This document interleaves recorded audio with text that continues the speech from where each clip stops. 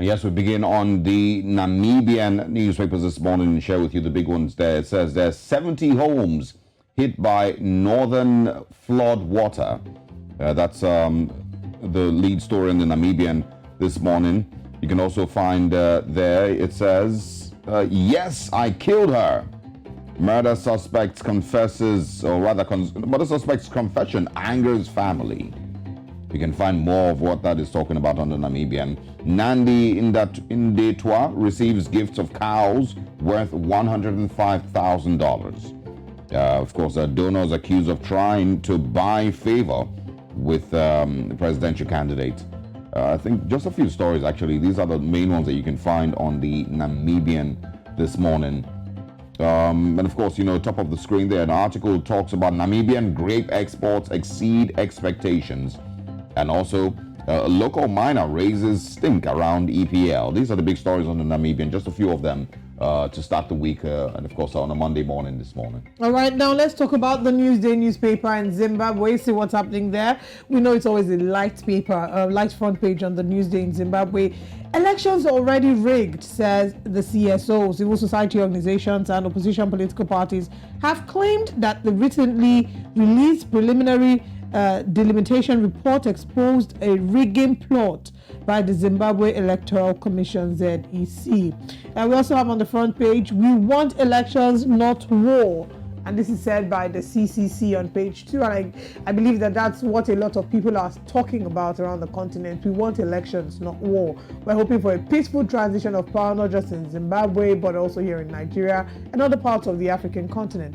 Kofi Olomide descends on Kadoma as praiser confirmed supporting act on page 12. And that's all the stories on the front page this morning of the Newsday in Zimbabwe. Let's take the conversation to Nigeria. All right, now on the Vanguard newspapers this morning, let's see how many of them we can share. It says here, 2023, OPS bemoans rising cost, lists pain points, rolls out 14 areas to be tackled by new government. Tackle structural constraints to cut production costs, says Manufacturer Association of Nigeria. It says also federal government must discard policies suffocating businesses, and that's from NASIMA.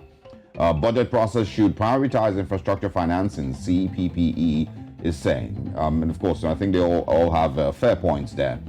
Security operatives rescued 12 Edo train kidnapped victims, 2 still held.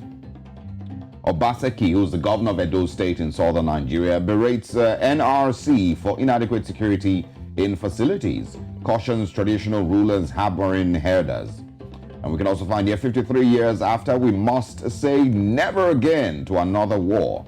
And that is from the Labour Party candidate Peter Obi. Poll, Atiku, Tinubu disagree over performance and health status.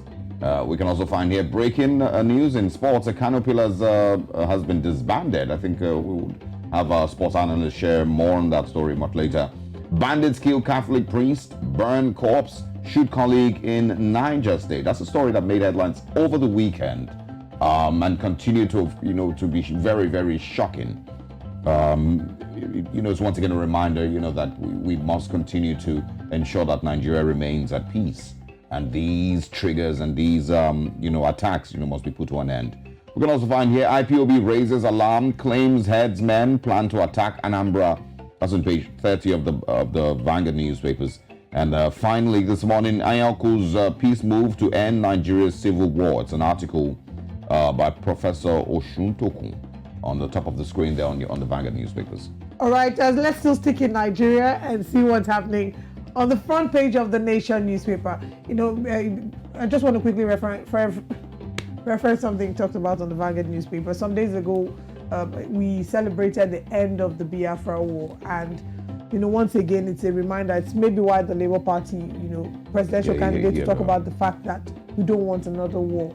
When you hear the stories of what happened, the deadly killings that happened during the Biafra War, my grandmother told me the stories, my mother told me the stories, and it's something that I hope we never encounter as a nation again, especially now that we're gearing up towards the elections. I mean, it's a sensitive time, and we hope that, we don't get to see any sort of outburst of that regard.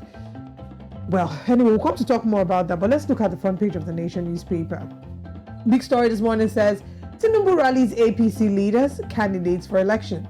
Buhari governors, other salute fallen heroes. Youths kill village head. Okay. Ex-Lagos Governor, Governorship National Assembly Standard Bearers brainstorm. Konwa hopeful of salary payment. AGF requests member details. Even we are requesting the member details. Who are the members of Konwa?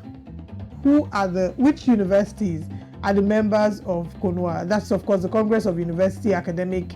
They've been requested to provide the Office of Accountant General of the Federation with their membership details through the union. When we were talking about the ASU strike, this is one conversation we kept asking. Even the ASU officials were asking them, who are the members of this Konwa that has all of a sudden come out? It wasn't there in existence before. All of a sudden, federal government is liaising with Konwa. Who make up Konwa? Anyway, still on the front page of the papers this morning, NDLEA busts another tramadol cartel, seizes over 5 billion naira opioids in warehouse. Oh, wow. At the top of the paper, Auditor General fails to publish 2020 report, submission overdue on page 28. Petrol subsidy removal will unlock 11 trillion naira. Expert reviews spending. 12 abducted Igweben train passengers freed on page 26. That's, of course, the Edo train kidnap that we've been talking about. This was a very sad story to see in the news. Catholic priest burnt alive, another shot on page 26. And final two stories we have this morning. Kidnappings. Amotia confirms up security in Southwest. Kidnappers abduct cleric in Ekiti, threaten to kill Osun farmers. And final story, CBN's credit card takes off. We'll be looking into what the details of the story is, and we'll come to talk more about it much later, but that's all that we can take for now.